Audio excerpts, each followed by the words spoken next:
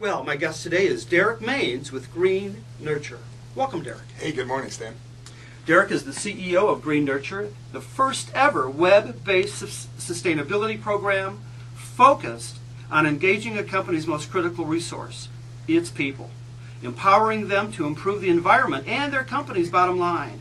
The platform blends triple bottom line accounting principles and community-based social marketing techniques to improve the efficiency and reduce wasteful practices within a company, resulting in more sustainable triple bottom line, people, planet, and profits.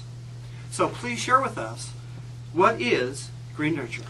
So GreenNurture really came from starting to really look at sustainability as a whole and understanding that the companies really were struggling with one particular part of their sustainability plan.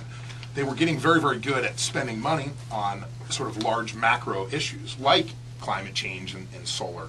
But where they really were challenged is trying to engage the people inside that company to take action. Sure. And you've got sort of the sleeping giant that collects a paycheck every single week that you have a little bit of leverage over because they do accept a paycheck. And you've got the ability as a company CEO or executive to engage those people in a conversation, to educate them, and to help them sort of become your front line for sustainability. There's been some research that say at work we're 3 times more wasteful than we are at home. Well, the reason for that is because it's not our dime, So when it is our dime, when we start to understand the costs that are associated with that, and the time that we live in right now with layoffs and all these different things, helping employees understand that the things that they do at work, leaving the light on or not reporting a broken sprinkler head, actually costs the company money, but in the long run cost jobs. Sure, of course. And that's really important, I think, to make that correlation and draw the lines between that for employees so that they understand that. Sure.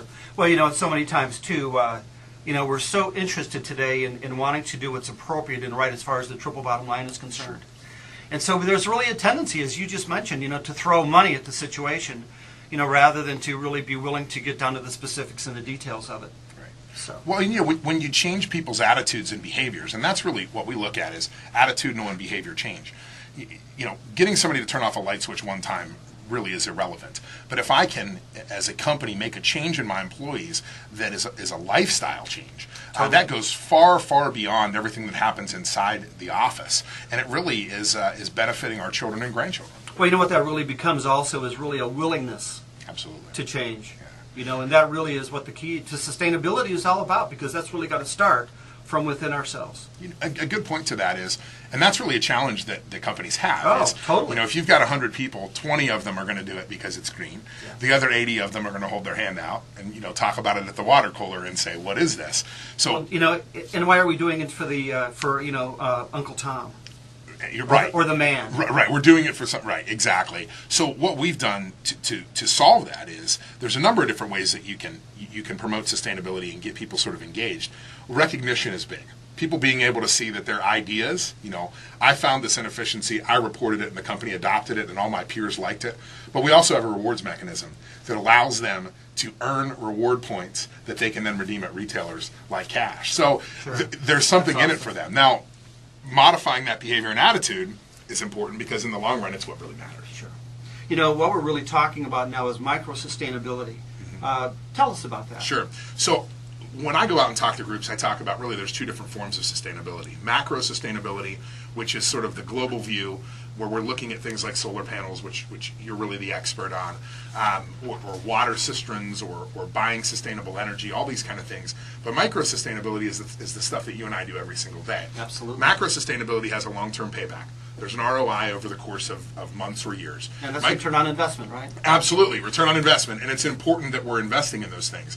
But the reality is, if I walk back right now and turn the light off, the energy bill for the radio station goes down next month. Of course. So those are the kind of things that you can affect change right today, and particularly when we live in an economy right now where frugality is becoming very, very popular. It's not like I tell this story. My grandfather, I asked him one time, I said, "Why did you marry Grandma?" And he said, "Because she was the thriftiest woman I ever met."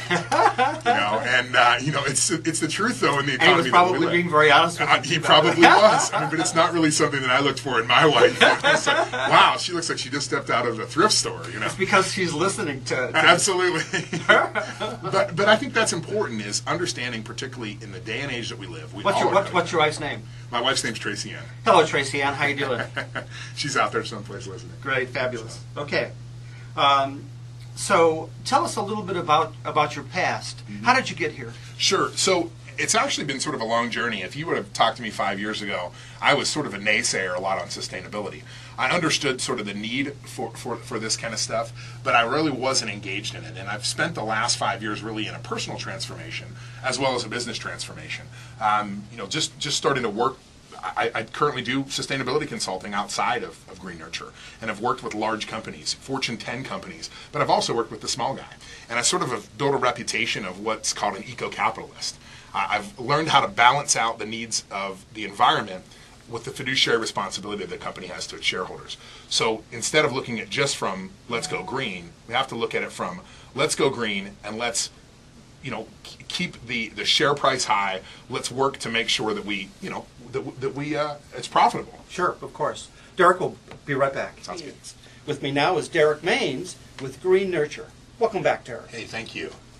So we were talking about your past, what you've done, and how you've gotten to where you are right now. Right. Yeah, it's been an interesting journey. My background is actually in theology, which a lot of people are surprised about. Right? My goodness! Wow. I actually went to Bible college and went through that whole process.